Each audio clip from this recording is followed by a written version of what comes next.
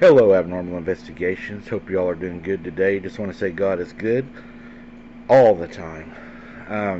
I want to thank everybody for your support this month. As you know, this month is dedicated to Hunter, and let's get into this encounter. My hunting trip nightmare, 1965, Colorado National Forest.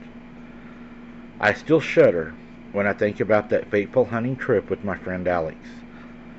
It's a memory that's etched into my mind like a scar. The details are still vivid, and the terror I felt that day remains unchanged. We had been planning the trip for months, and finally the day arrived. We packed our gear, loaded our rifles, and set off early in the morning to explore the dense woods. The sun was shining, casting a warm glow over the forest. The birds chirped, filling the air with their melodies and their songs. As we walked, the trees grew taller, casting long shadows across the forest floor. I consulted my map, my brow furrowed in concentration.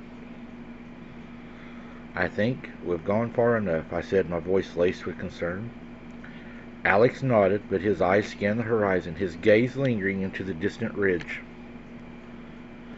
"Just a little further," he replied, his voice filled with excitement. "I want to check that ridge." Reluctantly, I agreed, and we pressed on, the silence between us growing thicker than the forest.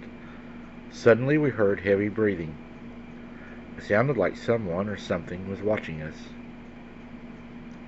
Alex's eyes locked onto mine. His expression was uneasy. "What was that?" he whispered, his voice barely audible. I shook my head, my eyes scanning the surrounding trees. "I don't know, but let's get out of here." As we turned to leave, we heard footsteps crunching through the underbrush, growing louder with each passing moment. Rocks began to hail down around us, and sticks snapped, striking our shoulders. Alex screamed in pain, clutching his arm. A strange guttural voice echoed through the forest. "Get out while you still can." It growled. This did not sound human at all. It sounded almost like a canine, but more deeper, like a bear, when it spoke. Alex and I exchanged terrified glances. We knew we had to escape, but our feet felt rooted to the spot. Suddenly a red saber flashed in the sunlight, slicing through the air with deadly precision. My buddy screamed as the saber swooped down, and he tried to run, but our legs just would not carry us fast enough to get away from this. The next thing I knew, Alex was gone. I stumbled backwards, tripping over the roots. I scrambled to my feet, and I sprinted through the forest, my heart pounding in my chest. Finally, I emerged into a clearing and saw the gorge below. Alex's screams echoed up from the depths, growing fainter with each passing moment. I rushed to the edge, peering down into the darkness. My stomach churned as I took in the horror. Alex lay at the bottom, his body mangled beyond recognition. His intestines were missing, and one arm and leg were severed. My mind reeled as I stumbled back, my vision blurred. I ran through the forest, desperate to escape the nightmare. Have you ever tried running while you're vomiting? Let me tell you, it's hard. I stumbled into town, gasping for breath. The sheriff listened to my tale, his expression skeptical. You're saying something attacked your friend?" he asked, his voice laced with doubt. I nodded, my eyes filled with tears. "It had a red saber," is what I told him. "I don't understand." The sheriff rubbed his chin thoughtfully. "I'll send men to investigate." I waited anxiously for the news, my mind consumed with the horror. Days had passed, and the search party returned, their faces grim. The sheriff then told me that he would have to arrest me. He said they found no sign of a creature or Alex's remains, but they found a bunch of blood, and I knew what I saw, but no one believed me. Haunted by memories, I moved away, seeking solace from the sheriff, and he placed the cold handcuffs on my wrists. They placed me into a cell at which I sat for about a week. This is where things get really hard. Through that week, they were telling me that I would possibly be charged with murder, that I would probably either get the death penalty or the rest of my life in prison if I were lucky. Counselors would come in, asking me what I seen, asking me to recount for what I had seen. I told them the same thing over and over. And then at the end of the week, 3 men showed up. You could tell that they were the boss. When they walked into the sheriff's station, the sheriff looked at them, and they kind of gave the sheriff that nod, and the sheriff said he was going out for dinner, that he was going to leave me in the good hands of these gentlemen. They walked over, unlocked my cell door, let me out, and told me to have a seat and offered me a cigarette and a cup of coffee or a beverage. I took the Coke. They said they had a proposition for me. I thought they were going to give me a plea bargain. They laid some papers before me, and they told me that one of them was a registered psychologist, worked for the state, and if I were to change my story and to say that a bear attacked Alex and ran away with him, that they might be able to do something for me.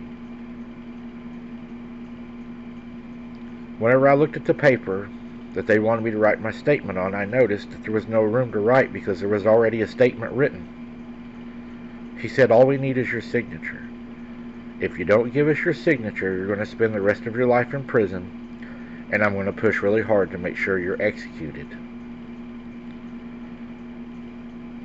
I ended up signing the paper, and I was released.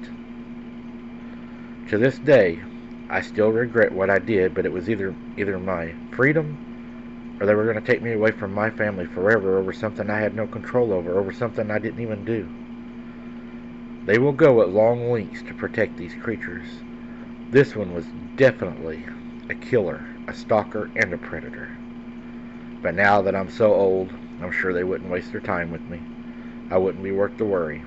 But I feel that people need to know that these things are out there, and they are hunting. And yes, they do use weapons. I saw it in its hand. And what it done to Alex was very, very traumatic. His body was shredded.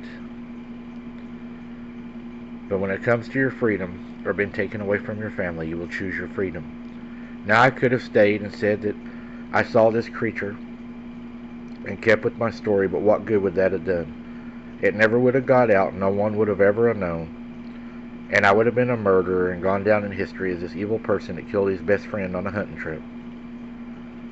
I chose freedom. I hope I'm not judged too harshly on this. Thank you for my encounter. I think you make a lot of good points. Placed in that circumstance, I think a lot of people would choose freedom. And I'm not sure that they would even be wrong. Being taken away from your family over something you didn't do, I know that feeling, and it's not a good feeling. I feel sorry for you, and I hope that the days are getting better. All I can say is God is good. Stay in the faith. Keep praying. Things will work out for you. I'm sorry that you had to witness that happen to your friend.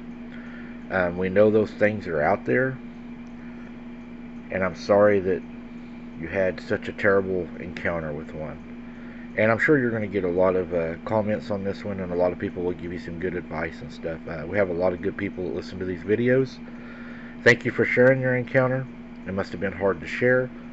And as always, guys, thank you for listening. Keep your head on a swivel. Don't be something's dinner. And we'll see you on the next one. Love you, Hunter.